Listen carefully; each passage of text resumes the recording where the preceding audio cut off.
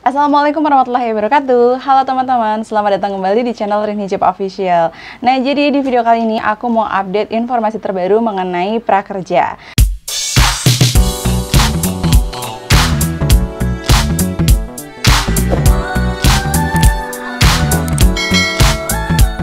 Nah, pendaftaran prakerja gelombang 13 sudah resmi dibuka pada tanggal 4 Maret 2021 pada jam 12 waktu Indonesia bagian Barat. Nah, lalu untuk teman-teman yang ingin mendaftarkan, apa saja nih dokumen yang perlu teman-teman persiapkan? Yang pertama adalah KTP. Jadi KTP ini nanti teman-teman input nomor KTP-nya, kemudian foto KTP-nya juga, dan input data diri yang sesuai dengan yang ada di KTP. Dan untuk dokumen yang kedua adalah kartu KK. Ini nanti teman-teman perlukan adalah nomor KK-nya aja.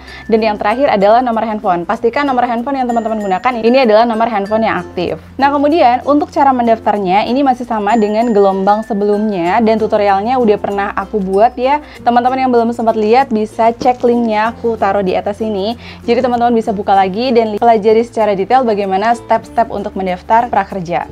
Jadi pada gelombang 13 ini disediakan kuota sebanyak 600.000 orang peserta. Adapun syarat untuk mendaftar kartu prakerja yaitu warga negara Indonesia dengan usia minimal 18 tahun dan tidak sedang menjalani pendidikan formal. Tapi ada sekelompok masyarakat dengan profesi tertentu yang ini dikecualikan, jadi tidak bisa mendaftar kartu prakerja. Yang pertama adalah pejabat negara, yang kedua adalah pimpinan dan anggota DPR dan DPRD, dan yang ketiga adalah aparatur sipil negara. Berikutnya adalah TNI, Polri, kemudian kepala desa dan perangkat desa, dan yang terakhir adalah direksi, komisaris, dan dewan pengawas BUMN maupun BUMD. Kartu prakerja ini juga diprioritaskan kepada para pencari kerja, pekerja yang terkena PHK, kemudian pekerja yang membutuhkan peningkatan kompetensi kerja. Berikutnya adalah pelaku usaha mikro yang terkena dampak COVID-19.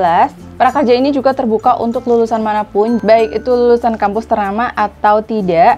Dan kemudian prakerja ini juga ditujukan kepada masyarakat yang belum pernah mendapatkan bantuan pemerintah seperti BSU yaitu bantuan subsidi upah, lalu BPUM, dan termasuk juga bansos yang dikeluarkan oleh Kementerian Sosial. Selain itu, prakerja ini juga ditujukan kepada masyarakat yang belum pernah menerima prakerja di tahun 2020. Untuk teman-teman yang sudah pernah mendaftar prakerja di gelombang sebelumnya, pastikan teman-teman untuk mengecek dashboard website prakerja, karena di halaman tersebut teman-teman itu bisa mendapatkan informasi apakah pendaftaran prakerja teman-teman itu diterima atau tidak. Nah, kalau misalnya teman-teman itu sudah mendaftar di gelombang sebelumnya, kemudian teman-teman itu ditolak, nah pastikan teman-teman cek 3 hal ini terlebih dahulu. Yang pertama adalah mengenai pekerjaan teman-teman. Apakah pekerjaan teman-teman itu termasuk dalam kategori 7 profesi yang tidak akan lolos prakerja yang sebelumnya aku sebutkan, yaitu apakah teman-teman itu saat ini sebagai pejabat negara atau ASN, atau teman-teman itu berprofesi sebagai TNI, Polri. Nah, apakah teman-teman itu seorang perangkat desa atau kepala desa,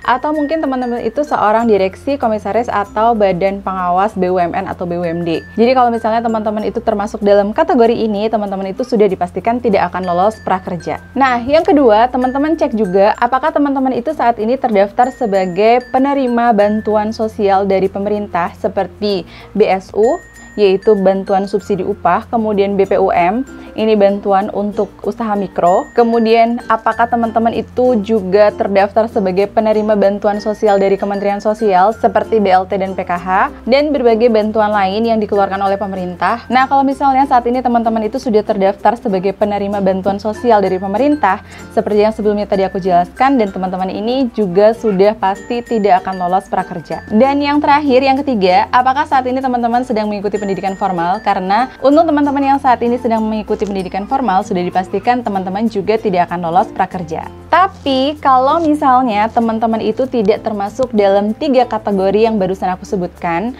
kemudian pendaftaran teman-teman itu belum lolos, boleh teman-teman coba untuk mendaftar di gelombang ini. Nah, karena sebelumnya teman-teman itu sudah pernah mendaftar prakerja di gelombang sebelumnya, nah untuk mendaftar di gelombang ini teman-teman tidak perlu untuk mendaftar dari awal ya, seperti mendaftarkan alamat email, mendaftarkan nomor handphone, dan sebagainya. Itu tidak perlu teman-teman lakukan. Yang perlu teman-teman lakukan untuk melanjutkan pendaftaran, teman-teman tinggal buka aja websitenya prakerja, kemudian ikuti tes yang tersedia. Contohnya seperti ini.